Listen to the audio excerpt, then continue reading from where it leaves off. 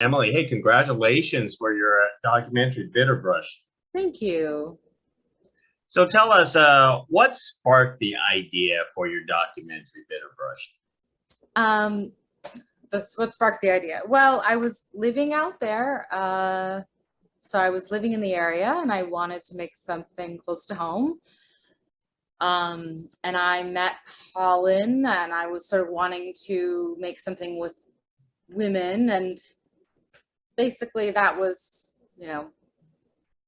women, this area that I'm living in, doing something interesting, and it sort of that narrowed it down, right, to what eventually became this story. Most excellent. And which part of Idaho, when you first met Holland in the first place, was it in the rural area, or is it just Yeah. happenstance that she was in the city at the time? No, no, no. I was living like off grid in rural East Central Idaho. Oh, so in a roundabout way, you kind of relate to Yeah, I mean, I'm not a range rider. I'm not a horse person. I don't work in ranching. So like there's all those things that are certainly not, my background, but I definitely related to the connection that they felt to the land. I related to their experience of being, hardworking women who were trying to carve a path for themselves in their industry. So, there was a lot of overlap, even if I wasn't myself a rancher, and I'm not myself a rancher, I should say. So what is a range rider and the fascination with this? What is a range rider? Yeah. Well, a range rider's somebody who is essentially caring for a herd of animals, often cows, theoretically could be other animals, and their job is to protect the herd and then also to keep the herd moving where they're supposed to be, keep them from overgrazing. So it's a mixture of using protecting the land, and also then protecting the health and the well-being of the herd. Admittingly, watching this film, it looks difficult, and it's very amazing that these two women could actually do it. Is it a rarity, or is it very common for range riders? Um, well, range riding generally isn't super common, so I don't think there's any like statistical data. I heard of another woman who did it with her husband, so I can't say there's no women in range riding. But the other range riders in the area at the time certainly were men. But I think it's a job that, even though it's like it is physically tough and all of that, I think it's a job that involves a lot of patience, a lot of strategy. Many of the skills that it requires are skills that Hollyn and Colie have in spades. And actually, my neighbors all said that they were incredibly, that they were excellent at it, and many of the people in the area would want Hollyn and Colie being their range riders. So, how did you want to approach your film? Documenting their lives through those seasons. Um, I kind of take that like two-prong approach. On the one hand, of spending enough time with them to prepare an understanding, hopefully, of how to convey their story, and like what matters to them, and what types of things they need to look out for it to work as a piece of cinema. And then you have to just trust life. You have to just trust that people are interesting, and that if you show up and you are listening, that you'll end up with something of value. I I can't imagine spending hundreds of hours out there as a range rider, but as a documentarian, how did you spend those 100 hours? Do you just approach on random days, or do you also, like camp out there along with them? Well, I planned with them when we would show up. I didn't want to be in the way of their work, so I wanted to make sure that I could come at times that would allow us to get a sense of different things that they were doing, different places they were going. But I didn't want to just be like constantly on their heels every day, because then, it adds to their concerns. It potentially slows them down. Because I was living out there, it was like a 45-minute, 1 hour drive for me to go out to where they were. So it was possible to sort of space certain things, certain elements out. And then I shot with a DP in the beginning of the season and again at the end of the season, so that we had, I was trying to get, at least I hope I achieved, a sense of a framing of the seasons, a framing of when the work begins and when the work ends, all those kinds of things. Their lives seem very challenging out there through the season. What was your greatest challenge? Oh, I mean, the greatest challenge was definitely just designing a camera and sound kit, like an approach to filming that would allow us to keep up with them on horseback. That was definitely the most complicated thing.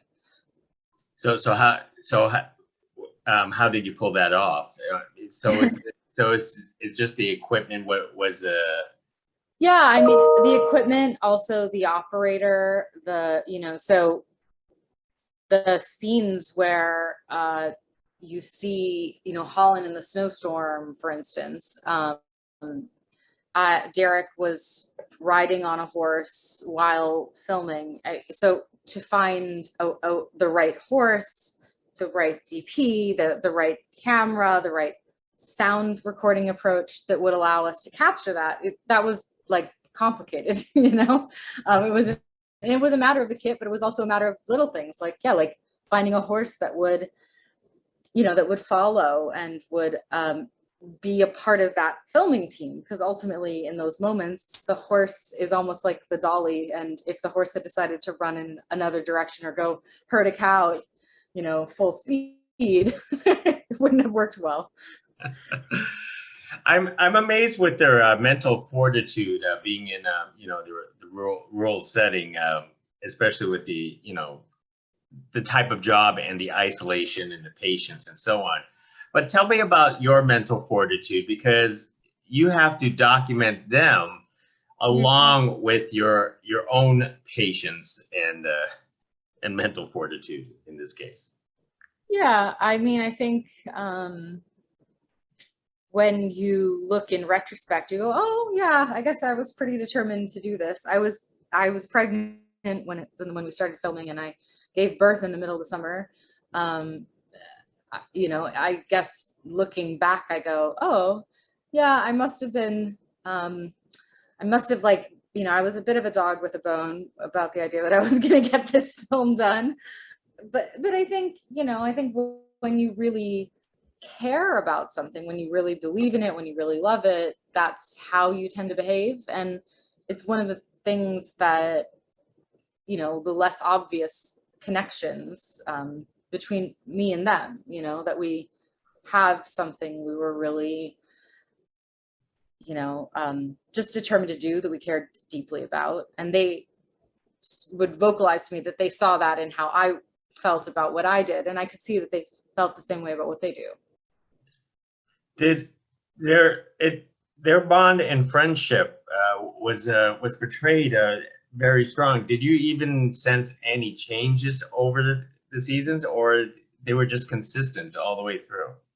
Oh, across the season? Yes. I mean, they are very close friends, and I think part of what I loved about making the film with them was the opportunity to see two women who have such a close bond, and to let that just be the mode that they're operating in.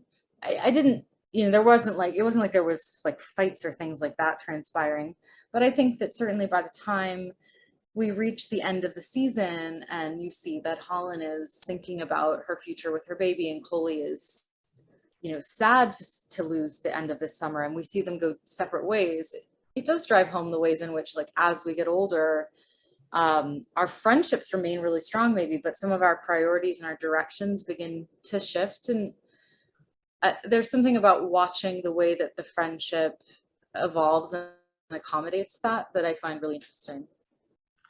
I know. I love the fact, and I also love the fact that I don't know how they train their dogs. I can't. I wouldn't even get a dog to sit on a trailer like that. Wow, drive. I know. It's well, and part of it is that thing of like obsession and determination, and like they're really, really interested in it. Actually, that was literally what they were talking about over breakfast this morning, was like how they're training different dogs. I mean, this is like their deep life's kind of, work, right?